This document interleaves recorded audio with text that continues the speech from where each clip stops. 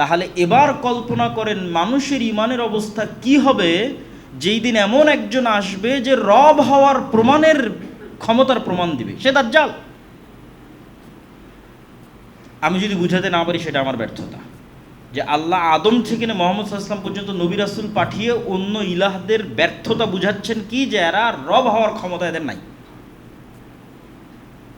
তাহলে রব হওয়ার ক্ষমতা যে নাই সারা দুনিয়ার মানুষ দেখতেছে, তারপরও পূজা করতেছে, তারপরও ইবাদত করতেছে। তাহলে যেই দিন এমন কেউ আসবে যে রব হওয়ার প্রমাণ দিবে, আসো জান্নাত আছে আমার কাছে, জাহান্নাম আছে আমার কাছে, তোমার বাপদাদা মৃত হয়ে গেছে জীবিত করে নিয়ে এসে দিচ্ছি, আসমান বৃষ্টি বর্ষণ করবে আমার আদেশে। পুরো কোরআন তো আল্লাহ চ্যালেঞ্জ দিয়ে রেখেছে যে বৃষ্টি কে বর্ষণ করে, আমি আল্লাহ বৃষ্টি বর্ষণ করি। তাহলে ইবাদত কার হবে? আমি আল্লাহর হবে। ঈসা আলাইহিস সালাম কি বৃষ্টি বর্ষণ করাতে পারে? শাহজালাল কি পারে? মা কালী মা দুর্গা কি পারে? তাহলে ওদের কেন তোমরা ইবাদত করো? তারপরেও তো মানুষ হিদায়াত হয় না। তাহলে যেদিন এমন একজন আসবে যার আদেশে বৃষ্টি হবে, সেই দিন মানুষের ঈমান কোথায় থাকবে? এত যুক্তিতর্ক দিয়ে যেখানে মানুষকে তাওহীদের প্রতি ঈমান আনয়ন করানো যাচ্ছে না, যাদের রব হওয়ার ক্ষমতা নাই তাদের সামনে গিয়ে মানুষ তাদের মাথা নত করতেছে, তাহলে যেদিন এমন কেউ আসবে যে রব হওয়ার ক্ষমতার প্রমাণ দিবে, সেই দিন মানুষ ঈমান কিভাবে ধরে রাখবে? পারবেন? এই জন্য দাজ্জালের ফিতনা আলা ওয়াজহিল আরজ পৃথিবীর সবচেয়ে বড় ফিতনা। এটা ফেরাউনের চেয়ে বড় ফিতনা, নমরুদের চেয়ে বড় ফিতনা। আদ সামুদ এবং অতীতে যত বাতিল কওম চলে গেছে, ধ্বংসপ্রাপ্ত কওম চলে গেছে, তাদের চেয়ে বড় ফিতনা। এই ফিতনায় মানুষের ঈমান ধরে রাখা কত কঠিন হবে তা এই আলোচনা থেকে যদি বোঝা সম্ভব হয়, তাহলে আশা করি আপনারা বুঝতে পেরেছেন। প্রিয় উপস্থিতি, আল্লাহ সুবহানাহু ওয়া তাআলা পৃথিবী ধ্বংসের পূর্বে অসংখ্য বড় ফিতনা দিবেন এবং আসবে, এটি কোরআন এবং হাদিসে স্পষ্টভাবে উল্লেখিত এবং বর্ণিত আছে।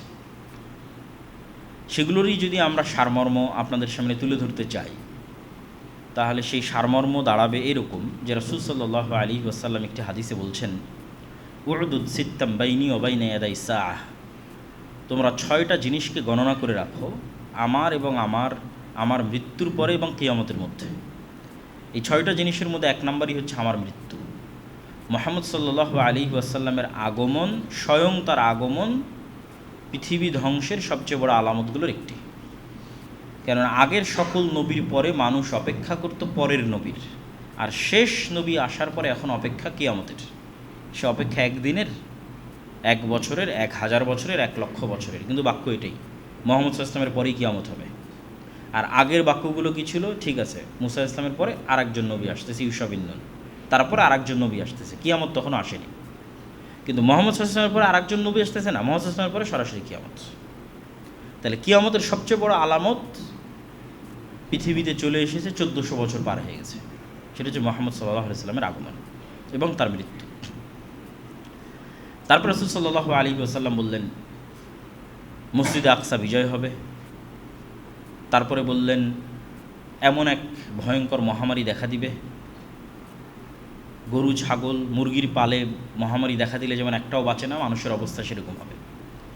তারপরে বললেন এমন ধন সম্পদের আধিক্যতা দেখা দিবে যে 100 দিনারকেও মানুষ অল্প মনে করবে। তারপরে বললেন এমন এক ফিতনা প্রকাশ পাবে যা আরবের প্রত্যেকটা ঘরে প্রবেশ করবে। তারপরে বললেন তোমাদের মধ্যে এবং রোমানদের মধ্যে একটি চুক্তি হবে। এই প্রত্যেকটা কথারই বিভিন্ন ব্যাখ্যা আছে, যেহেতু এগুলো গায়েবের খবর, অবশ্যই হবে, কিন্তু কোনটা আল্লাহ সুবহানাহু ওয়া তাআলা ভালো জানে, হবেই হবে। ওই 2 মহামারী কোন 2 মহামারী আল্লাহ ভালো জানে। সাহাবীর অসংখ্য বড় বড় মহামারীকে মনে করেছেন এটি সেই মহামারী। সামনেও আরও বড় ভয়ঙ্কর মহামারী আসতে পারে, সেটিও হতে পারে। আর ফিতনা আরবের প্রতিটি ঘরের মধ্যে ফিতনা প্রবেশ করবে, এটির দ্বারা যুদ্ধ বিগ্রহ মারামারি গণ্ডগোল উদ্দেশ্য নেওয়াই অন্যান্য হাদিসের সামঞ্জস্য অনুযায়ী বেশি মিল রাখে।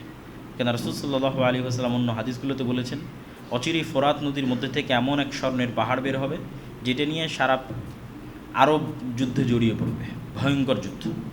তো এমন এক ফিতনা, যে ফিতনা আরবের প্রতিটা ঘরে যুক্ত হবে, সেটা এইরকম যুদ্ধ বিগ্রহ, গৃহযুদ্ধ, মারামারি গণ্ডগোল, এই টাইপ কিছুই। এবং এই বিষয়গুলোকে অবিশ্বাস করার কিছু নাই। এই জন্য অবিশ্বাস করার কিছু নাই যে আজ থেকে 200 বছর আগেও মানুষের কাছে এটা আশ্চর্য মনে হতো যে এই মাটির নিচে তেল আছে এবং গ্যাস আছে এবং সেটা মানুষ ব্যবহার করে বিদ্যুৎ পরিচালনা করবে। এইটার চাইতে তো অন্তত কম আশ্চর্যের নয় যে সোনা থাকবে। এটা বেশি আশ্চর্যের এখন যেটা আমরা ইউজ করতেছি। কাদের জন্য? যারা আগে চলে গেছে, আজ থেকে 200-300 বছর আগে যারা চলে গেছে, তারা যদি আজকের পৃথিবীতে আসে এবং দেখে এই পৃথিবীর মাটির নিচ থেকে গ্যাস এবং তেল বেরোচ্ছে, আর সেই গ্যাস এবং তেল দিয়ে মানুষ ফ্যান চালাচ্ছে এবং ইলেকট্রিসিটি ইউজ করতেছে, তো তাদেরকে যদি বলা হয় অচিরেই এখান থেকে একটা স্বর্ণ বের হবে, কোনটা আশ্চর্য? যেটা দেখবে এটা বেশি আশ্চর্যের। সুতরাং যা রাসূল সাল্লাল্লাহু আলাইহি ওয়াসাল্লাম বলেছেন তাই হবে, ব্যাখ্যার ভিন্নতা থাকতে পারে, বাস্তবে সরাসরি স্বর্ণ হতে পারে, দামি কিছু হতে পারে। এই ফিতনার পরেই বা এই ফিতনার সাথে কানেক্টেড রেখেই রোমানদের সাথে মুসলমানদের একটি চুক্তি হবে, যা রাসূল সাল্লাল্লাহু আলাইহি ওয়াসাল্লাম বললেন। রোমান দ্বারা খ্রিস্টানেরাই উদ্দেশ্য, তবে যেই সময় রাসূল সাল্লাল্লাহু আলাইহি ওয়াসাল্লাম বলতেছেন সেই সময় আসলে আমেরিকা বলে কোনো দেশের অস্তিত্ব ছিল না এবং ইসরায়েল বলে কোনো দেশের অস্তিত্ব ছিল না। এবং আজ থেকে 500 বছর পরে যদি মানুষ এই হাদিস পড়ে, তার কাছেও ভিন্ন ব্যাখ্যা মনে হতে পারে, আমাদের কাছে ভিন্ন ব্যাখ্যা মনে হতে পারে। সুতরাং নির্ধারিত করা কঠিন। এতটুকু নির্ধারিত করা সম্ভব যে খ্রিস্টানদের সাথে, কোন খ্রিস্টানদের সাথে? ইউরোপের খ্রিস্টান, রাশিয়ার খ্রিস্টান না আমেরিকার খ্রিস্টান? খ্রিস্টানদের সাথে মুসলমানদের চুক্তি হবে এবং এই চুক্তির ফলে তারা তৃতীয় আর এক শত্রুর বিরুদ্ধে যুদ্ধ করবে। সেই তৃতীয় শত্রু হিন্দু, ইহুদি অথবা বৌদ্ধ অথবা অন্য কেউ, আল্লাহ ভালো জানেন। সেই তৃতীয় শক্তির বিরুদ্ধে যুদ্ধে খ্রিস্টান এবং মুসলমানেরা বিজয়ী হবে এবং তাদের মধ্যে ছোট্ট একটা বিষয় নিয়ে তর্ক বিতর্ক, গণ্ডগোল এবং সেখান থেকে আবার যুদ্ধ। সে বিষয়টা হবে ক্রুশকে উঁচুতে উঠিয়ে সেটিকে বিজয়ী করার এক ঘোষণা, যেটা একজন মুসলমানের ইমানে আঘাত দেবে এবং সেও তাকে হত্যা করবে অথবা ক্রুশকে ভেঙে ফেলবে। তো এই যে খ্রিস্টান এবং মুসলমানের এবার মুখোমুখি দাঁড়িয়ে যাচ্ছে, এটিই হচ্ছে পৃথিবীর ইতিহাসের সবচেয়ে বড় যুদ্ধ।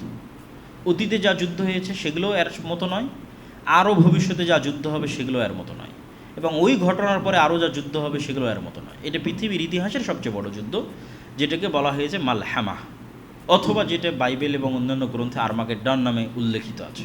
এই যুদ্ধটা মূলত হবে মুসলমান এবং খ্রিস্টানদের মধ্যে, এবং এই যুদ্ধটা হবে তুরস্ক এবং সিরিয়ার সীমান্তবর্তী অঞ্চলে।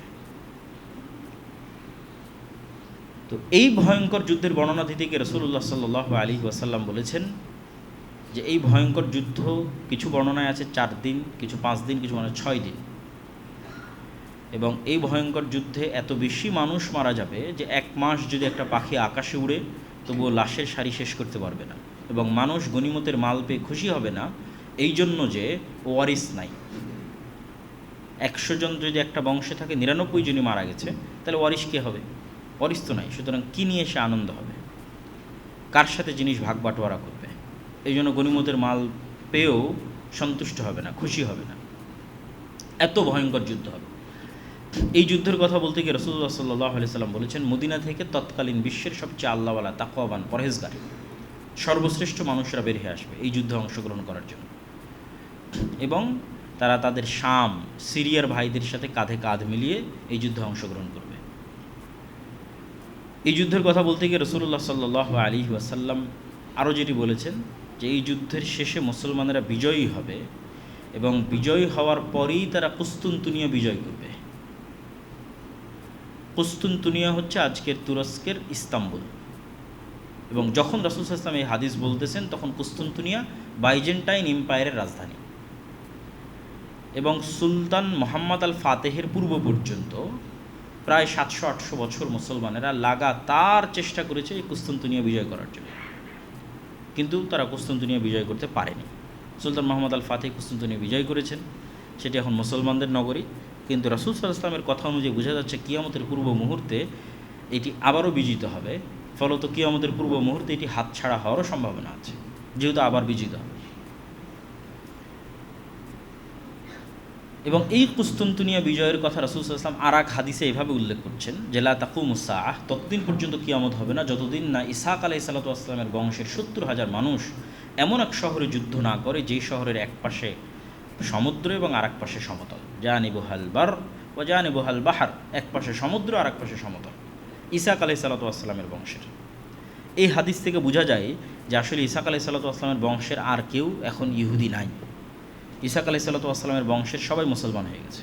ফলত আজকের যারা নিজেদেরকে ইহুদি দাবি করতেছে তারা ব্লাডলি, রক্তগতভাবে ইব্রাহিম আলাইহিস সালাতু ওয়াস সালামের সাথে কানেক্টেড নয়, এবং এটা জেনেটিক্যালিও প্রুভ করা সম্ভব। কীভাবে?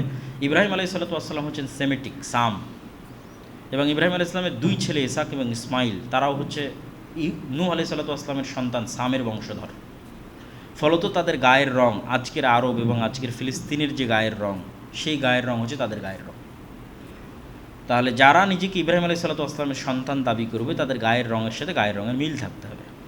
ইউরোপের সাদা চামড়া, যেটা ইয়াফেস, নূহ আলাইহিসসালামের বংশধর ইয়াফেসের গায়ের রঙের সাথে মিলে, সেই সাদা চামড়ার কেউ এসে দাবি করবে যে না আমি ইব্রাহিমের সন্তান, এটা জেনেটিক্যালি মেলে না। এবং এটার উপর অনেক লম্বা আলোচনা আছে এবং ঐতিহাসিকভাবে প্রমাণ করা আছে যে আজকের ইহুদিরা কোনোভাবেই ইব্রাহিম আলাইহিসসালামের বংশধর নয়। আর এই হাদিসে রাসূল সাল্লাল্লাহু আলাইহি ওয়াসাল্লাম স্পষ্ট করে দিয়েছেন ইসহাক আলাইহিসসালামের বংশের 70,000 মানুষ আল্লাহ সুবহানাহু ওয়া তাআলার রাস্তায় যুদ্ধ করবে এমন এক শহরে, যে শহরের এক পাশে সমুদ্র এবং এক পাশে সমতল। এবং এই শহর কোনো অস্ত্র দিয়ে বিজয় হবে না, এই শহর বিজয় হবে মুজাহিদদের মুখের ধ্বনিতে, আল্লাহু আকবার, লা ইলাহা ইল্লাল্লাহ, এই আওয়াজে দেওয়াল পড়ে যাবে এবং বিজয় হবে। তো ব্যাখ্যাকারগণ এই শহরকে অধিকাংশই লিখেছেন যে এই শহর হচ্ছে ইস্তাম্বুল, যেটা ওই যে যুদ্ধ হচ্ছে ভয়ঙ্কর যুদ্ধ, ওই যুদ্ধের পরে বিজয় হবে। আবার কেউ কেউ লিখেছেন এই শহর হচ্ছে ইতালির রাজধানী রোম, কেননা কিছু কিছু হাদিসে, যদিও ওই হাদিসগুলো জয়ীফ, কিছু কিছু হাদিসে রোম শব্দটা আছে। রাসূল সাল্লাল্লাহু আলাইহি ওয়াসাল্লামকে জিজ্ঞেস করা হচ্ছে, এটা জয়ীফ হাদিস, যে আল্লাহ নবী মুসলমানের আগে কুস্তুনতুনিয়া বিজয় করবে না আগে রোম বিজয় করবে। তো দুটি ব্যাখ্যাই হতে পারে, আল্লাহু আলাম। কেন হতে পারে সেটাও বলে দিই, যে এই যুদ্ধে খ্রিস্টানেরা যেহেতু তাদের সর্বোচ্চ শক্তির সমাবেশ ঘটাবে, যা পৃথিবীর ইতিহাসের সবচেয়ে বড় যুদ্ধ হবে, এবং রাসূল সাল্লাল্লাহু আলাইহি ওয়াসাল্লামের বলা ভাষা অনুযায়ী প্রায় 10 লক্ষ সেনাবাহিনী এই যুদ্ধে অংশগ্রহণ করবে, একদম পদাতিক মাঠে উপস্থিত থাকবে 10 লক্ষ। তাহলে এত বিশাল সৈন্য সমাবেশ করার পরে যখন খ্রিস্টানরা পরাজিত হয়ে যাবে, তখন মুসলমানদেরকে বাধা দিবে এরকম কোনো শক্তি পৃথিবীতে থাকবেই না। কেননা সবচেয়ে বড় যুদ্ধ তো হয়ে গেছে, যেই যুদ্ধে খ্রিস্টানরা তাদের সবচেয়ে বেশি শক্তির বহিঃপ্রকাশ ঘটিয়েছে, সেই যুদ্ধে তাদের পরাজয় হয়েছে। ফলত এখন সামনে বাধা দানকারের কেউ নাই, এখন শুধু বিজয় আর বিজয়। সেই বিজয় ইস্তাম্বুল হতে পারে, সেই বিজয় ইতালির রাজধানী রোম হতে পারে, সেই বিজয় পুরো ইউরোপ হতে পারে। এবং এগুলো ঈসা আলাইহিস সালাম আসার পূর্বেই, দাজ্জাল আসার পূর্বেই। এই জন্য অনেক মানুষ যারা শুধু এই হতাশাতেই থাকে যে আর কিচ্ছু হবে না, যেই দিন ইমাম মাহদি আসবে সেই দিন হবে, যেই দিন ঈসা আলাইহিস সালাম আসবে সেই দিন হবে। কিন্তু হাদিসের কনটেক্সট বলতেছে যে দাজ্জাল আসার পূর্বেই, ঈসা আলাইহিস সালাম আসার পূর্বেই মুসলমানেরা সারা পৃথিবী বিজয় করে নেবে। আমার এবং আপনার মতো সাধারণ মানুষেরা, নতুন কোনো নবী ছাড়া, নতুন কোনো কোরআন ছাড়া এবং নতুন কোনো হাদিস ছাড়া, নতুন কোনো নবী ছাড়া, নতুন কোনো নবীর সহচর্য ছাড়া, নতুন কোনো নবীর সোহবত ছাড়া, নতুন কোনো কোরআনের সোহবত ছাড়া, সহচর্য ছাড়া, নতুন কোনো হাদিসের সহচর্য ছাড়া, যেই কোরআন এবং যেই হাদিস আমাদের কাছে আছে, এই কোরআন এই হাদিস, এবং যেমন আমাদের মাঝে কোনো নবী নাই, এরকম কোনো নবীবিহীন অবস্থাতেই আমাদের মতো সাধারণ মানুষরা সারা পৃথিবী বিজয় করে নেবে এই কোরআন দিয়ে, হাদিস। এই জন্য কাজের অনেক কিছু আছে। আপনি শুধু শেষ জামানার বিষয় নিয়ে আলোচনা করবেন আর সেগুলো নির্ধারণ করতে থাকবেন, কিন্তু ওগুলোর চেয়ে বড় জিনিস তো আপনার কাছে আছে, সেটা কোরআন এবং হাদিস।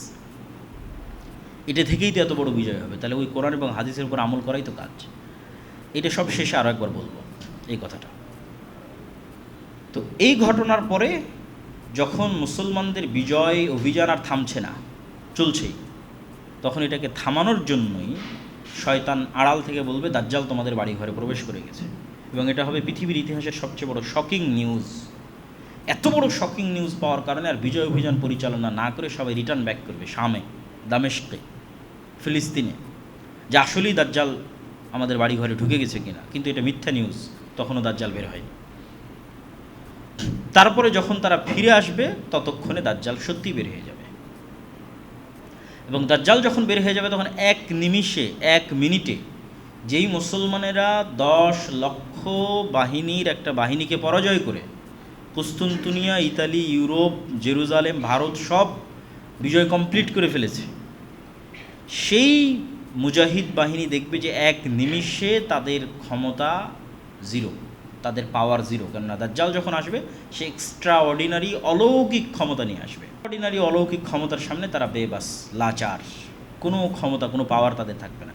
কেমন অসহায় তারা হয়ে যাবে, এত অসহায়ত্ব যে রাসূল সাল্লাল্লাহু আলাইহি ওয়াসাল্লাম বলছেন যে দাজ্জাল ইরাক এবং শামের মধ্যবর্তী এক শহরের মধ্যে দিয়ে অতিক্রম করবে। তো কোনো এক শহরে গিয়ে বলবে তোমরা আমার প্রতি ঈমান আনয়ন করো, তো সেই শহরের মানুষ তার প্রতি ঈমান আনয়ন করবে। তখন ধন সম্পদ ওই শহরের মানুষের পিছনে এমনভাবে ছুটবে যেভাবে মৌমাছির চাকের সাথে লেগে থাকে। তারপরে আর এক শহরে গিয়ে দাজ্জাল বলবে তোমরা আমার প্রতি ঈমান আনয়ন করো, সম্ভাব্য ওই শহর দামেস্ক, শামের কোনো নগরী যেখানে মুসলমান এবং মুজাহিদরা বসবাস করতেছে, তারা বলবে যে না, আমরা তোমার প্রতি ঈমান আনয়ন করবো না।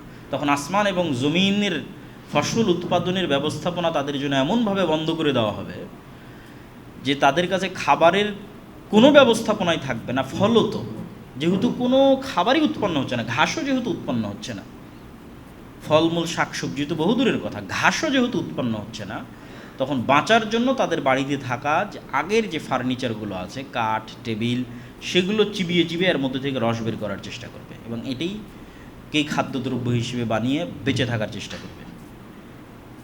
এই রকম অসহায় অবস্থায় চলে যাবে। এবং যেহেতু দাজ্জাল এক্সট্রা অর্ডিনারি ক্ষমতা নিয়ে এসেছে, পাওয়ার নিয়ে এসেছে, এবং এটা আল্লাহ সুবহানাহু ওয়া তাআলাই তাকে দিয়েছে, ফলত এখান থেকে ঈমান বাঁচিয়ে এইরকম কষ্টের মধ্যে টিকে থাকা এত সহজ হবে না। একমাত্র তারাই পারবে যাদের ন্যূনতম 1 টাকার প্রতিও অবৈধ লোভ নাই। আজকে আপনি আপনার নাফসকে চেক করে দেখেন যে একটা অবৈধ টাকার প্রতি আপনার লোভ আছে কিনা, তাহলে নিশ্চিত জেনে থাকেন আপনি দাজ্জালের ফিতনা থেকে বাঁচতে পারবেন না। কেন, দাজ্জাল যখন আসবে তখন সকল টাকা পয়সা দাজ্জালের কাছে, আর আপনাকে কিসের জন্য প্রস্তুত হবে? মরার জন্য।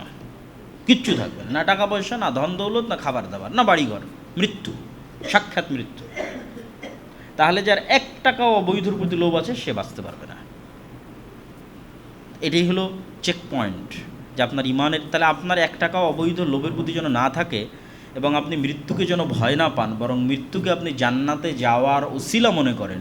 এইটার জন্যই তো ওই 2টা ঈমান লাগবে, যে 2টা ঈমানের আলোচনা আমরা শুরুতে করেছি। পুনরুত্থানের প্রতি মজবুত বিশ্বাস এবং আল্লাহর প্রতি মজবুত ঈমান, এই 2টা ছাড়া কেউ এই স্যাক্রিফাইস করতে পারবে না। যে মৃত্যু ভয় নয়, মৃত্যু কি? জান্নাতে যাওয়ার মাধ্যম। ফলত আনন্দের সাথে সে মৃত্যুকে অ্যাকসেপ্ট করবে এবং দাজ্জালের যেটা জাহান্নাম হবে সেটার মধ্যে ঢুকে যাবে, আর দাজ্জালের যেটা জান্নাত হবে সেটাকে ধোঁকা মনে করবে। এই লেভেলের ঈমান সে কোথায় থেকে অর্জন করবে? এই লেভেলের ঈমান ছিল আসহাবুল উখদুদের ঈমান, আসহাবে কাহাফের ঈমান। আসহাবে কাহাফ তাদের ঈমান বাঁচানোর জন্য সারা পৃথিবী থেকে ডিসকানেক্টেড হয়ে গেছে, যে আমরা ঈমান বিক্রি করব না, কিন্তু সারা পৃথিবী থেকেই ডিসকানেক্টেড, আলাদা গুহায় গিয়ে আশ্রয় নিয়েছে। এই জন্য বলা হয়েছে দাজ্জালের ফিতনা থেকে বাঁচতে চাইলে সূরা কাহাফ বা সূরা কাহাফের প্রথম 10 আয়াত, কেন সূরা কাহাফের মধ্যে অনেক শিক্ষণীয় লার্নিংস, টিচিংস আছে এবং কোরআনের সবচেয়ে ব্যতিক্রম 4-4টা ঘটনা এই সূরা কাহাফের মধ্যে উল্লেখ করা আছে। এত ব্যতিক্রম কোরআনে যত ঘটনা উল্লেখ করা আছে তার মধ্যে সবচেয়ে ব্যতিক্রম ঘটনা হলো এগুলো। যেমন জুলকারনাইনের সাথে ইয়াজুজ মাজুজের সাক্ষাৎ, যেই ইয়াজুজ মাজুজ আবার পৃথিবীতে আসবে, এটা একটা ব্যতিক্রম ঘটনা। জুলকারনাইন কোথায় গেল, কোথায় ইয়াজুজ মাজুজকে পেল, আর কোথায় তাদেরকে আড়াল করে রাখলো। তারপরে আসহাবে কাহাফের ঘটনা, তারপরে হচ্ছে খিজির আলাইহিস সালাতু ওয়াস সালামের সাথে মুসা আলাইহিস সালামের সাক্ষাতের ঘটনা। এটা আরও আশ্চর্যের যে মুসা আলাইহিস সালাম দাবি করছে তিনি সবচেয়ে জ্ঞানী, আল্লাহ বলছে না, আমার আরও একজন জ্ঞানী বান্দা আছে। কোথায়? আল্লাহ কোনো শহর বলে না, গ্রাম বলে না, লোকেশন এক্সাক্ট বলে না, বলে মাছ নাও, সমুদ্রের ধার দিয়ে হাঁটতে থাকো, যেখানে জীবিত মরা মাছ জীবিত হয়ে যাবে সেখানে পাবা। এবং মরা মাছ যেখানে জীবিত হয়ে যাচ্ছে সেখানে যখন তাকে পাওয়া যাচ্ছে তখন যে 3টে ঘটনা ঘটতেছে, এগুলো পৃথিবীর ফিজিক্স অনুযায়ী অসম্ভব। যে একটা বাচ্চা ভবিষ্যতে তার বাপ মাকে হত্যা করবে, তাই আমি অতীতে তাকে হত্যা করতেছি, টাইমকে নিয়ে যে এই খেলা, এটা পৃথিবীতে শুধু সায়েন্স ফিকশনের মধ্যেই সম্ভব, বাস্তবে সম্ভব নয়। কিন্তু এটা খিজির আলাইহিস সালাম বাস্তবে করতেছে, ভবিষ্যতে যা ঘটবে তা দেখে এসে অতীতে সেটার সমাধান বের করতেছে। এরকম অসংখ্য আশ্চর্য ঘটনা এই সূরা কাহাফের মধ্যে উল্লেখ করা আছে, যেগুলো হয়তো মানুষ যখন দাজ্জাল বের হয়ে যাবে তখন হয়তো এই ঘটনাগুলোর সঠিক অর্থ বুঝতে পারবে, যে ঘটনাগুলো কী ছিল এবং কীভাবে ঘটেছে। সূরা কাহাফের মধ্যে আরেকটা যেটা মানুষের কাছে মনে হবে না আশ্চর্যের, কিন্তু আসলে এগুলোর চেয়েও আশ্চর্যের, সেটা হচ্ছে 2 ভাই বা 2 বন্ধু, তাদের 2টা বাগান ছিল। একজন বাগানের মধ্যে ঢুকে বলল, আল্লাহ সুবহানাহু ওয়া তাআলা কোরআন মাজিদে বলতেছেন যে সে বাগানের মধ্যে ঢুকে বলতেছে, ওমা আযুন্নুস সাআতা কায়িমা, আমি মনে করি না যে কোনোদিন কিয়ামত হবে, কোনোদিন কিয়ামত হতে পারে, এটাই মনে করি না। কিয়ামতকে অস্বীকার করতেছে। তখন তার আরেক বন্ধু তাকে বলতেছে, আকাফারতা বিল্লাযী খালাকাকা মিন তুরাবিন সুম্মা মিন নুতফাতিন সুম্মা সাওয়াকা রাজুলা, তুমি কি ওই আল্লাহকে অস্বীকার করতেছো যে তোমাকে সৃষ্টি করেছে মাটি থেকে, তারপরে শুক্রকীট থেকে, তারপরে তোমাকে মানুষ বানিয়েছে। লাকিন্নাহু আল্লাহু রাব্বি, কিন্তু আমি আমার প্রতিপালক আল্লাহকে স্বীকৃতি দিচ্ছি, ওয়ালা উশরিকু বিরব্বি আহাদা, আর আমি আমার প্রতিপালক আল্লাহর সাথে কাউকে শরিক করি না। তাই এখানে এই মানুষটা, আগের যে মানুষ, সে কী শিরক করলো যে পরের জন বলতেছে যে তুমি আল্লাহকে অস্বীকার করতেছো, আমি আল্লাহর সাথে শিরক করি না। এটা আপনি যখন বাসায় গিয়ে এই অংশ পড়বেন সূরা কাহফে, তখন আপনিও চিন্তা করতে পারেন। তো এইটা ছাড়া আর অন্য উত্তর দেওয়া কঠিন যে সে কিয়ামতকে অস্বীকার করলো, এটাকেই শিরকের মধ্যে কাউন্ট করা হয়েছে। বলে আজন্য সাআতা কায়েমা, আমি মনে করি না যে কোনোদিন কিয়ামত হবে। মানে বিশাল বাগানের আলিশান শান শৌকত মর্যাদা দেখে তার মনে হয় না যে আর কোনোদিন কিয়ামত হতে পারে। তো পৃথিবীর শান শৌকত চাকচিক্য আসলে এমন লেভেলে পৌঁছে যাবে যে কিয়ামত যে হতে পারে এই বিশ্বাসই মানুষের মধ্যে থেকে উঠে যাবে। আর এই বিশ্বাস উঠে গেলেই তো ফিতনার মধ্যে পড়ে যাবে। এই জন্য পুনরুত্থান, মানুষের পুনরায় জীবিত হতে পারে, কিয়ামত হবে, এই বিশ্বাসটা ইসলামের অন্যতম বিশ্বাসগুলোর একটি। তো সূরা কাহফের এই 4টে ঘটনা থেকে আলাদা আলাদা করে আলোচনা করা এবং শিক্ষার অনেক কিছু আছে। যদি অন্য কোনো দিন সময় হয় আমরা ওই শিক্ষণীয় বিষয়গুলো আলোচনা করবো ইনশাল্লাহ। তো আমরা যেখানে ছিলাম যে দাজ্জালের এই ফিতনা, এই ভয়ঙ্কর ভয়াবহ ফিতনায় মুসলমানেরা একদম অসহায়, কিচ্ছু নাই। আর ঠিক দাজ্জাল যখন আসতেছে তখন আসলে খ্রিস্টান এবং ইহুদিরা অসহায়, কেন ওই যে ভয়ঙ্কর যুদ্ধে তাদের পরাজয় হয়েছে এবং মুসলমানেরা সব বিজয় করে নিচ্ছে। ফলত দাজ্জাল মাসিহ, দাজ্জালও মাসিহ, ঈসাও মাসিহ, দুইজনই উদ্ধারকারী, দুইজনই বিপদ থেকে উদ্ধারকারী। একজন মিথ্যা উদ্ধারকারী, একজন সত্য উদ্ধারকারী। তো মিথ্যা উদ্ধারকারী বিপদ থেকে উদ্ধার করবে ইহুদিদেরকে, খ্রিস্টানদেরকে। যদিও অধিকাংশ খ্রিস্টান মুসলমান হয়ে যাবে, মুসলমান না হওয়ার মধ্যে শুধু ইহুদিরাই থাকবে। ফলত কিছু খ্রিস্টান এবং বেশিরভাগ ইহুদিকে বিপদ থেকে উদ্ধার করার জন্য দাজ্জাল আসবে। আর বাস্তবিক বিপদ থেকে উদ্ধার করবে কেন? তখন সকল ক্ষমতা দাজ্জালের। এবার যেহেতু সকল ক্ষমতা দাজ্জালের, তাহলে বিপদে কারা? মুসলমানেরা। তাহলে এখন মুসলমানদের বিপদ থেকে উদ্ধার করবে সত্য মাসিহ, উনিও মাসিহ, ঈসা মাসিহ। এবং যেহেতু তাকে বিপদ থেকে উদ্ধার করতে হবে, এই জন্য তাকে আল্লাহ সুবহানাহু ওয়া তাআলা দাজ্জালের চেয়েও বেশি এক্সট্রাঅর্ডিনারি অলৌকিক ক্ষমতা দিয়ে পাঠাবে। দাজ্জালের হাতে যা অলৌকিক ক্ষমতা আছে তার চেয়ে বেশি অলৌকিক ক্ষমতা ঈসা আলাইহিস সালামের কাছে থাকবে, এবং সত্য এবং পার্মানেন্ট। এবং ঈসা আলাইহিস সালামের বিষয়ে রাসূল সাল্লাল্লাহু আলাইহি ওয়াসাল্লাম বলছেন যে তার নিঃশ্বাসে কাফেরের মৃত্যু হবে, যে কোনো কাফের তার নিঃশ্বাসের এরিয়ার মধ্যে পড়লেই মারা যাবে। এবং উনি দাজ্জালকে যদি অস্ত্র প্রয়োগে হত্যাও না করেন, শুধু তাকে দেখলেই দাজ্জালের মৃত্যু হবে, লবণ যেভাবে পানিতে গলে যায় সেভাবে। তো ঈসা আলাইহিস সালামও এক্সট্রা অর্ডিনারি অলৌকিক ক্ষমতা নিয়ে আসবেন, যেটার মোকাবেলা আর দাজ্জাল করতে পারবে না। ফলত মিথ্যার সামনে যখন সত্য উপস্থিত হয় তখন যা হওয়ার তাই হবে। মিথ্যা মাসিহের সামনে যখন সত্য মাসিহ উপস্থিত হবে তখন তার সকল মিথ্যার জাল ফাঁস হয়ে যাবে এবং সে পরাজিত হবে, তাকে হত্যা করবে ঈসা ইসলাম নিজে হাতে। এবং ওই যে ইহুদিরা বিভিন্ন পাথর এবং গাছের আড়ালে আশ্রয় নেবে, ওই ঘটনা এখন ঘটবে। সকল হাদিসকে মিলালে এই ঘটনা এখনই ঘটবে, যে দাজ্জালের সাথে যে 70,000 আসপাহানের ইহুদিরা থাকবে, এরা তখন দাজ্জালের মৃত্যুর পর বিভিন্ন পাহাড়ের গুহায়, পাথরে, গাছের আড়ালে লুকাবে। তখন ওই যে অলৌকিকত্ব একবার প্রকাশ পেয়ে গেছে, গায়েবের অলৌকিকত্ব একবার প্রকাশ পেয়ে গেছে, ওটা আরও বিভিন্ন জায়গায় দেখা যাবে। তখন গাছ এবং পাথরও বলা শুরু করবে, ইয়া আবদাল্লাহ, হে আল্লাহর বান্দা, আসো, এখানে একজন ইহুদি লুকিয়ে আছে, তাকে হত্যা করো। এবং যেই পৃথিবীর সবচেয়ে বড় ফিতনা যে ঈসা আলাইহিস সালামের হাত দিয়ে ধ্বংস হলো, সেই ঈসা আলাইহিস সালামকে আল্লাহ সুবহানাহু ওয়া তাআলা বলবেন, এখন যে ফিতনা আসবে সেটা তুমিও মোকাবেলা করতে পারবে না, এটা হচ্ছে ইয়াজুজ মাজুজের ফিতনা। তাহলে পৃথিবীর সবচেয়ে ভয়ঙ্কর ফিতনা দাজ্জালের ফিতনা, যা মোকাবেলা করতে পারেনি স্বাভাবিক মুমিন মুজাহিদরা, যারা কোনো নবী ছাড়াই, কোনো নতুন কোরআন এবং নতুন হাদিস ছাড়াই সারা পৃথিবী বিজয় করে ফেলেছে, তারা দাজ্জালের ফিতনার সামনে তাদের ঈমান ধরে রাখতে পারবে, কিন্তু দাজ্জালের সাথে ফাইট দিতে পারবে না। এবার যেই ঈসা আলাইহিস সালামের মাধ্যমে দাজ্জালকে পরাজিত করা হলো, সেই ঈসা আলাইহিস সালামকে বলা হবে যে এখন যারা আসবে তাদের সাথে আপনিও পারবেন না, ফলত আপনি তুর পাহাড়ে গিয়ে আশ্রয় নেন, মুমিন মুজাহিদদেরকে সহ তুর পাহাড়ে আশ্রয় নেন। এবং ইয়াজুজ মাজুজের সংখ্যাধিক্যের কথা বলতে গিয়ে রাসূলুল্লাহ সাল্লাল্লাহু আলাইহি সাল্লাম বলেছেন, এটা সহিহ হাদিস, যে বনু আদমের প্রতি ১,৯৯৯ জন জাহান্নামে, আদমের সন্তানের প্রত্যেক ১,৯৯৯ জাহান্নামে। এই হাদিস শুনে সাহাবায়ে কেরাম অত্যন্ত ভীত সন্ত্রস্ত হয়ে গেলেন, যে প্রতি ১,৯৯৯ মানে আমরা কেউ তাহলে আর জান্নাতে যেতে পারতেছি না, সম্ভব নয়। তখন রাসূল সাল্লাল্লাহু আলাইহি ওয়াসাল্লাম তাদেরকে আশ্বস্ত করলেন যে এই 999 জন জাহান্নামে যাবে, এর অধিকাংশ, এখানে আর পরিমাণ বলেননি, এর অধিকাংশ ইয়াজুজের মাজুজের বংশধর, তথা ইয়াজুজ মাজুজ আদমের সন্তান, দাজ্জাল আদমের সন্তান। দাজ্জাল মানে কোনো দেশ, কোনো প্রযুক্তি, এআই, চ্যাটজিপিটি, আমেরিকা না। দাজ্জাল মানুষ এবং আদমের সন্তান। ইয়াজুজ মাজুজ মানুষ এবং আদমের সন্তান।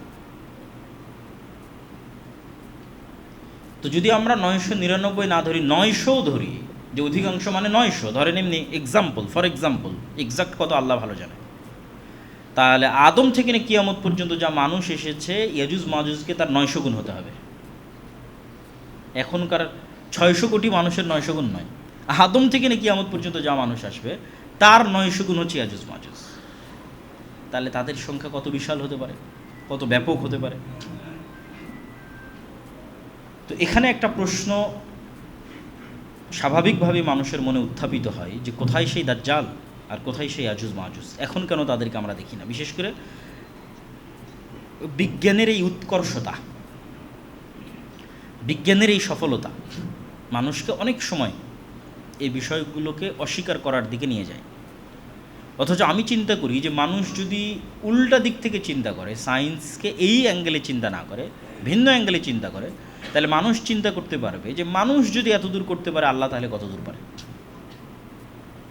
তখন অ্যাঙ্গেলটাই ভিন্ন হয়ে যাবে, চিন্তা করার স্টাইলটাই ভিন্ন হয়ে যাবে। যে আপনি সায়েন্সকে দেখে পরকাল এবং কিয়ামতকে অস্বীকার করবেন না, আরও পরকাল চাক্ষুষ দেখতে পাবেন যে মানুষই এই করতে পারছে, তার আল্লাহ কী করতে পারে। আমার ফিঙ্গারপ্রিন্ট দিয়ে পুলিশ ধরে ফেলতেছে, ফরেন্সিক রিপোর্ট দিয়ে পুলিশ ধরে ফেলছে, এই রিভলভার আমি ইউজ করেছি, এটা যে মানুষ কোথায়, আল্লাহ কী করতে পারে কিয়ামতের মাঠে। তো চিন্তার ধরনটা পাল্টালে বর্তমান যে সায়েন্স, এটা আপনাকে আরও গায়েবকে চোখে দেখার সুযোগ দিবে। আজ থেকে 200 বছর আগের মানুষ এগুলো দেখার সুযোগ পেত না, তাহলে এগুলো তাদের জন্য গায়েব ছিল, আপনি তো গায়েব চোখে দেখতেছেন। তো ফলত আপনার ঈমান আরও মজবুত হওয়া উচিত। তো স্পেসিফিক এটার যেটা উত্তর, সেটা হচ্ছে যে আল্লাহু আলা কুল্লি শাইইন কাদির, আল্লাহ সকল কিছুর উপর ক্ষমতাবান। ফেরেশতা এবং জিনের অস্তিত্বের উপর বিশ্বাস করা যেমন আমাদের ঈমানের অংশ, অথচ আমরা তাদের দেখি না, কেন প্রত্যেকটা সৃষ্টিকে আল্লাহ সুবহানাহু ওয়া তাআলা তার নিজস্ব সীমাবদ্ধতার মধ্যে রেখে দিয়েছে। একটা পিঁপড়ার দেখার সীমাবদ্ধতা আর একটা মানুষের দেখার সীমাবদ্ধতা এক নয়। একটা সাপের দেখার সীমাবদ্ধতা আর একটা মানুষের দেখার সীমাবদ্ধতা এক নয়। ফলত সবার কাছেই একজন আর একজনের হুবহু ওই রকম নয়, যে আমি আমাকে যেমন মনে করতেছি পিঁপড়া আমাকে ঠিক সেরকমই মনে করে, এটা সম্ভব নয়। পিঁপড়ার কাছে পৃথিবীর সঙ্গে আমার দৃশ্য, এই পৃথিবীর স্টাইল ভিন্ন, তার সীমাবদ্ধতার মধ্যে সে আছে, মাছের সীমাবদ্ধতার মধ্যে সে আছে। সবাইকে আল্লাহ এক একটা সীমাবদ্ধতার মধ্যে রেখে দিয়েছে। এগুলো এক একটা আলাদা আলাদা জগৎ। পিঁপড়ার জগৎ আলাদা, সাপের জগৎ আলাদা, মাছের জগৎ আলাদা, ঠিক সেরকম ফেরেশতা এবং জিনদের জগৎ আলাদা। ওরা যেমন আমাদের লেভেল পর্যন্ত পৌঁছতে পারতেছে না, আমরা তেমন ওদের লেভেল পর্যন্ত পৌঁছতে পারবো না, ডাইমেনশন ভিন্ন। অথচ ওরা আমাদেরকে দেখাচ্ছে পরিপূর্ণরূপে দেখতে পাচ্ছে, ঠিক আমরা যেমন পিঁপড়াকে পরিপূর্ণরূপে দেখতে পাচ্ছি, অথচ পিঁপড়া তার পাল্টা আমাকে পরিপূর্ণরূপে আমাকে অ্যানালাইসিস করতে পারতেছে না। তো এই স্টাইলেও আল্লাহ সুবহানাহু ওয়া তাআলা রেখে দিতে পারেন। আল্লাহ ভালো জানেন আল্লাহ সুবহানাহু ওয়া তাআলা কীভাবে রেখেছেন। এবং আল্লাহ সুবহানাহু ওয়া তাআলার পবিত্র কোরআনের বর্ণনা অনুযায়ী যে আসমান সৃষ্টিতে আল্লাহর যা সময় লেগেছে, জমিন সৃষ্টিতে আল্লাহর তাই সময় লেগেছে। এবং আল্লাহ আসমানকে যেমন 7টা সৃষ্টি করেছে, জমিনকেও তেমন 7টা সৃষ্টি করেছে। ফলত আসমানের যে বিশালতা, জমিনেরও কাছাকাছি ওইরকমই বিশালতা হওয়ার সম্ভাবনা আছে। তো জমিন মানে শুধু আমাদের এই এক জমিনেই শেষ তা নয়। আর আল্লাহ বলেছেন প্রত্যেক জমিনে তার আদেশ অবতীর্ণ হয়। তানাজ্জালুল আমরু বাইনাহুন্না, প্রত্যেক জমিনে তার আদেশ অবতীর্ণ হয়। ফলত আল্লাহ সুবহানাহু ওয়া তাআলা চাইলে দাজ্জাল এবং ইয়াজুজ মাজুজকে ভিন্ন জমিনেও রাখতে পারে, কিন্তু নিশ্চিত করে বলা সম্ভব নয় যে তারা এই পৃথিবীতেই নাই অথবা অন্য পৃথিবীতে আছে। আমাদের ঈমান রাখতে হবে যে আল্লাহ এবং আল্লাহ রাসূল যেভাবে বলেছেন সেভাবেই ঘটবে, এবং পৃথিবী ধ্বংসের যদি আর একদিনও বাকি থাকে তবুও ঘটবে। কিন্তু সম্ভাবনা আছে, আল্লাহ যেমন এই পৃথিবীতেও রাখার সক্ষম, ঠিক অন্য পৃথিবীতেও রাখতে সক্ষম। আর দাজ্জালের আগমনটা পুরোটাই একটা ব্যতিক্রম, এক্সট্রা অর্ডিনারি কার্যকলাপ, যেগুলো মানুষ কখনো কল্পনা করেনি। সেই কার্যকলাপগুলোর মধ্যে দিয়ে যাবে। যেমন রাসূল সাল্লাল্লাহু আলাইহি ওয়াসাল্লাম বলছেন দাজ্জালের প্রথম দিন হবে 1 বছরের সমান, দ্বিতীয় দিন হবে 1 মাসের সমান, তৃতীয় দিন হবে 1 সপ্তাহের সমান। আল্লাহ চাইলে আল্লাহর সরাসরি আদেশে এটা সংগঠিত করতে পারেন, যে আল্লাহ সুবহানাহু ওয়া তাআলা সূর্যকে 1 মাসের জন্য প্রলম্বিত করে দিলেন, দিনকে 1 বছরের জন্য প্রলম্বিত করে দিলেন। কিন্তু আল্লাহর সুন্নাত বিবেচনা করলে দেখা যায় যে আল্লাহ সুবহানাহু ওয়া তাআলা যা কিছু ঘটান ধারাবাহিক ঘটনার পরিপ্রেক্ষিতে এবং পরিক্রমায় ঘটান। বেশিরভাগ ক্ষেত্রে 90 থেকে 99% সময় আল্লাহর সুন্নাত এটি যে প্রতিটি ঘটনা ধারাবাহিক ঘটনার পরিপ্রেক্ষিতে ঘটে। ইউসুফকে কুয়া থেকে বের করতে হবে, তার জন্য আল্লাহ ফেরেশতা দিয়ে তাকে বের করে নিবে, সাধারণত এরকম হয় না, কিন্তু আল্লাহ চাইলে পারতেন। ওটাও একটা ঘটনার মাধ্যমে ঘটবে। একদল মানুষের খাবারের প্রয়োজন, পানির প্রয়োজন, তারা দেখতেছে ওখানে পাখি উঠতেছে, তাহলে ওখানে মনে হয় পানি আছে, সেই কুয়াতে যাবে, সেখানে বালতি ফেলবে, দেখবে একটা বাচ্চা বেরিয়ে আসলো ইউসুফ। আল্লাহ সুবহানাহু ওয়া তাআলা ইউসুফ আলাইহিস সালাম যখন জেলে, তখন চাইলে জিবরাইল যে ফেরেশতা দিয়ে দেওয়াল ভেঙে তাকে জেল থেকে বের করে দিতে পারতেন, কিন্তু ওইটাও আল্লাহ একটা ঘটনার পরিক্রমার মধ্যে দিয়ে ঘটাচ্ছেন। উনি 7 বছর জেল খাটবেন, তারপরে তার যারা সঙ্গী ছিল তাদেরকে সে দিনের দাওয়াত দিবে, ওই সঙ্গীরা যখন মুক্তি পাবে, বাদশাহ একটা স্বপ্ন দেখবে, সেই স্বপ্নের ব্যাখ্যা কেউ করতে পারবে না, ওই সঙ্গী তখন বাদশাকে বলবে যে এই স্বপ্নের ব্যাখ্যা একজন জানে যে জেলের মধ্যে আছে, এবার ওটার ওসিলায় সে জেল থেকে বের হবে। কত সূক্ষ্মভাবে একটার পর আর একটা ঘটতেছে। তো আল্লাহর সুন্নাত দেখলে বোঝা যায় ঘটনার ধারাবাহিকতাতেই ঘটার কথা। তথা এটা পৃথিবীর ইতিহাসের একটা ভয়ঙ্কর ঘটনা যে পৃথিবী একদিন হবে 1 বছরের সমান। তাহলে বড় কোনো ঘটনার পরিপ্রেক্ষিতে এই ঘটনা ঘটবে। আসমান এবং জমিনকে স্বাভাবিক হতেই ওই বড় ঘটনার ধাক্কা সামাল দিতেই একদিন হতে হবে 1 বছরের সমান, একদিন হতে হবে 1 মাসের সমান, একদিন হতে হবে 1 সপ্তাহের সমান। কিন্তু ঘটনা কি আল্লাহ সুবহানাহু ওয়া তাআলা ভালো জানে, কিন্তু আল্লাহর সুন্নাত বলে কোনো ঘটনার ধারাবাহিকতা এটা ঘটবে। তবে আল্লাহ চাইলে এমনিও ঘটাতে পারেন। কোনো ঘটনা ঘটলো না, স্বাভাবিকভাবে আল্লাহ সুবহানাহু ওয়া তাআলা একদিনকে 1 বছরের সমান করে দিলেন, একদিনকে 1 মাসের সমান করে দিলেন, একদিনকে 1 সপ্তাহের সমান করে দিলেন। ওয়া হুয়া আলা কুল্লি শাইইন কাদির, আল্লাহ সকল কিছুর উপর ক্ষমতাবান। তো দাজ্জাল এবং কিয়ামতের পূর্ব মুহূর্তে সংঘটিত ফিতনাগুলো আলোচনা করার পর আমাদের জন্য শিক্ষণীয় কি? আমাদের জন্য 1 নাম্বার শিক্ষণীয় হচ্ছে কবে ঘটবে, কখন ঘটবে এটার প্রতি ফোকাস না দিয়ে, এখন ঘটতেছে কাল ঘটতেছে এটার প্রতি ফোকাস না দিয়ে 2টি জিনিস মাথায় রাখতে হবে। রাসূল সাল্লাল্লাহু আলাইহি ওয়াসাল্লাম বলেছেন, যে ব্যক্তি মৃত্যুবরণ করলো তার কিয়ামত সংঘটিত হয়ে গেল। তাহলে আমি যদি এখন মারা যাই, আমার কিয়ামত আসলে এখনই হয়ে গেছে। এবং এই কথাটা বাস্তবেও সত্য। কেন সত্য? কিয়ামত হলে কি হবে? আপনি পরকাল দেখবেন, গায়েব দেখবেন। তো আপনি মৃত্যুবরণ করার সাথে সাথেই তো আপনি গায়েবের জগতে যাত্রা শুরু করবেন। আপনি ফেরেশতাও দেখবেন, জান্নাতের ঠান্ডা বাতাসও পাবেন, জাহান্নামের লু হাওয়াও দেখবেন, কবরে ফেরেশতারা আপনাকে জিজ্ঞাসাবাদ করবে সেটাও দেখবেন, হয় জান্নাতে পাখি হিসেবে উড়ে বেড়াবেন। তাহলে তো গায়েব তো আপনি দেখেই নিলেন। তো গায়েব যেহেতু দেখে নিলেন, পরকাল তো আপনার দেখা হয়ে গেছে। তাহলে আপনার পরকাল দেখার জন্য দাজ্জাল আসা পর্যন্ত অপেক্ষা করতে হবে, ইমাম মাহদী আসা পর্যন্ত অপেক্ষা না। আপনার পরকাল তো আপনার মৃত্যু, ওইটার মাধ্যমেই তো পরকালের পথে আপনার যাত্রা শুরু। তাহলে কোনটা কবে ঘটবে এটার প্রতি ফোকাস না দিয়ে, আমি যেহেতু মারা যাব সেহেতু আমার কিয়ামত আমার মৃত্যুর সাথে সংশ্লিষ্ট। 2 নম্বর, কোনটা কবে ঘটবে, তখন বড় কি হবে, বিশাল কি হবে।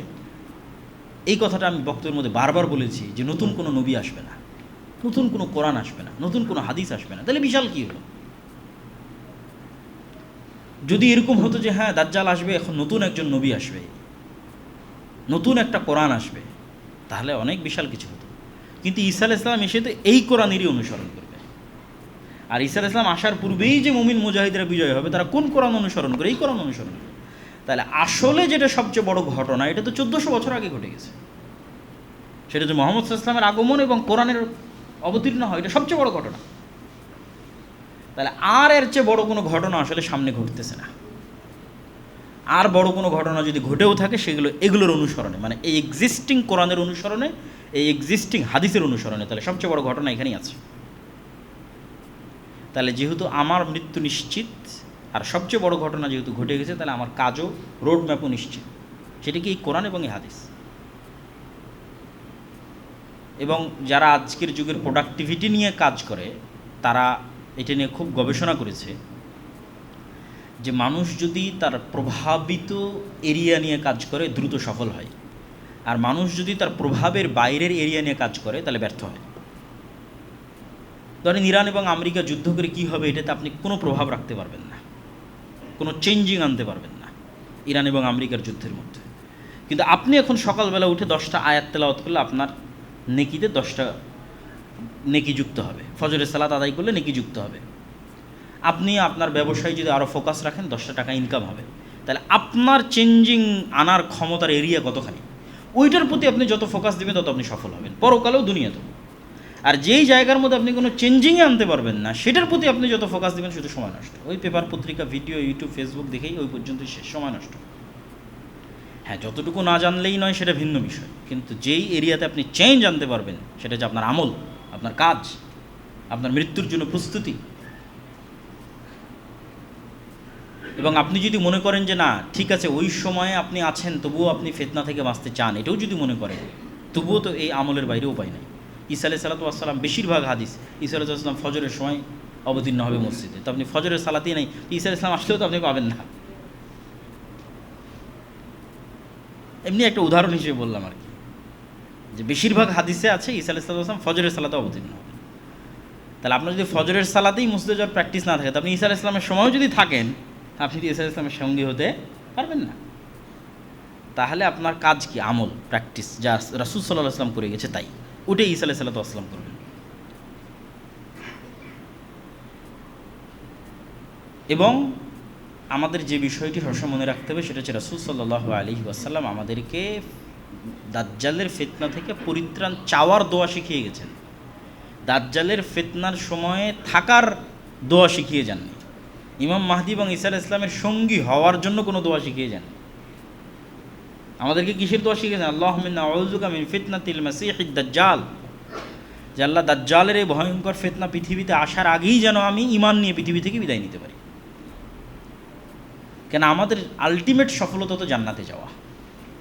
তাহলে এই জন্য কাজ সুনির্ধারিত, মৃত্যু সুনির্ধারিত, রোডম্যাপ সুনির্ধারিত। নতুন কিছু পৃথিবীতে আসলে ঘটতেছে না, যা ঘটার তা 1400 বছর আগে ঘটে গেছে। ওইটার উপর আমল করাই হচ্ছে আমার এবং আপনার কাজ, এবং মৃত্যুর জন্য প্রস্তুতি নেওয়া হয়েছে আমার এবং আপনার কাজ। এবং আল্লাহ সুবহানাহু ওয়া তাআলার কাছে আন্তরিকভাবেই দোয়া করা যে আসলে আল্লাহ সুবহানাহু ওয়া তাআলা দাজ্জালের এই ভয়াবহ ফিতনা থেকে যেন আমাদের রক্ষা করেন, আল্লাহুম্মা আমিন। আর যদি হ্যাঁ, এটাও ঠিক যে আল্লাহ কোরআনে বলছেন কিয়ামত হঠাৎ হবে, এবং রাসূল সাল্লাল্লাহু আলাইহি ওয়াসাল্লামের সময়ও যখন ইবনু সাইয়াদ, সে তাকে যখন মানুষ দাজ্জাল মনে করছে, আল্লাহ নবী বলছেন না যে না আমার সময় দাজ্জাল বের হবে না, এটা বলছেন না। তথা দাজ্জালের বের হওয়ার আশঙ্কা সব সময় আছে। রাসূল সাল্লাল্লাহু আলাইহি ওয়াসাল্লামের জীবদ্দশাতেও দাজ্জাল বের হওয়ার আশঙ্কা ছিল, যেটা হাদিসের ইবারতে বোঝা যায়। ওমর, যদি এ দাজ্জাল হয় তাহলে তুমি একে হত্যা করবে না, একে হত্যা করবে ঈসা আলাইহিস সালাম। আর এই যদি দাজ্জাল না হয় তাহলে তুমি কেন নিরপরাধ মানুষকে হত্যা করবে? এর চেয়ে তো সহজ ছিল এই আনসার দেওয়া, যে আরে না এখন দাজ্জাল বের হবে না। কিন্তু ওই আনসার রাসূল সাল্লাল্লাহু আলাইহি ওয়াসাল্লাম দেননি। তাহলে কিয়ামতও হঠাৎ সংঘটিত হবে, দাজ্জালও হঠাৎ বের হয়ে আসবে। তাহলে যদি আপনার সময় সেই সময় হয়, তাহলে আপনি কী দিয়ে ঈমান বাঁচাবেন? ওই সেম কাজ। পরকালের প্রতি আপনার বিশ্বাস যত মজবুত হবে, আল্লাহর তাওহীদের প্রতি আপনার ঈমান যত মজবুত হবে, দুনিয়ার শান শওকত চাকচিক্যের প্রতি আপনার লোভ যত কম হবে, যেটা আমি বলি যে 1 টাকাও অবৈধ জিনিসের প্রতি যদি আপনার লোভ না থাকে, মৃত্যুকে যদি আপনি জান্নাতে যাওয়ার মাধ্যম মনে করতে পারেন, আল্লাহর সাথে সাক্ষাতের মাধ্যম মনে করতে পারেন, এবং মৃত্যুর জন্য যদি প্রস্তুত থাকেন যে মৃত্যু আসলে বড় ভয়ঙ্কর কিছু নয়, ভয়ের কিছু নয়, এটা আল্লাহর সাথে দেখা হওয়ার একটা মাধ্যম এবং জান্নাতে যাওয়ার একটা মাধ্যম, এবং সেটার জন্য যদি প্রস্তুত থাকতে পারেন, এই বিষয়গুলো একত্রিত হলেই শুধু দাজ্জালের ফিতনা নয়, পৃথিবীর যে কোনো ফিতনা থেকে মুক্তি পাওয়া সম্ভব। আল্লাহ সুবহানাহু ওয়া তাআলা আমাদের তৌফিক দান করুক, আল্লাহুম্মা আমিন। আর এই ঈমানের মজবুতির বিষয়গুলোই মূলত আল্লাহর পথে যাত্রায় বইটিতে আলোচনা করা আছে, শুধু ঈমান কেন্দ্রিক বিভিন্ন আলোচনা। তো সেই বইটিও আপনাদের অধ্যয়ন করার উদাত্ত আহ্বান জানাচ্ছি। আপনারা সকলে অবগত আছেন যে আমাদের দাওয়া সেন্টার পরিবর্তনের কাজ চলমান আছে। আমাদের যেটা নতুন দাওয়া সেন্টারের লোকেশন মিরপুর 11, এই রাস্তার যে পাশে আমরা আছি এই পাশেই মোহনা টিভির গলি বলে ওইটাকে। হয়তো আর 1 মাস থেকে 2 মাস লাগতে পারে আমাদের ওখানে যেতে, ওখানে কাজ চলমান। যে কেউ গিয়েও দেখে আসতে পারেন, যাতে লোকেশন চেঞ্জ হলে যেন আপনাদের জন্য সহজ হয় সেখানে যাওয়া। তো এই সমস্ত সকল কাজে আপনাদের আন্তরিক সহযোগিতা এবং দানের হাত প্রশস্ত করার উদাত্ত আহ্বান জানাই। আল্লাহ সুবহানাহু ওয়া তাআলা আমাদের সকলকে কবুল করুক, আল্লাহুম্মা আমিন।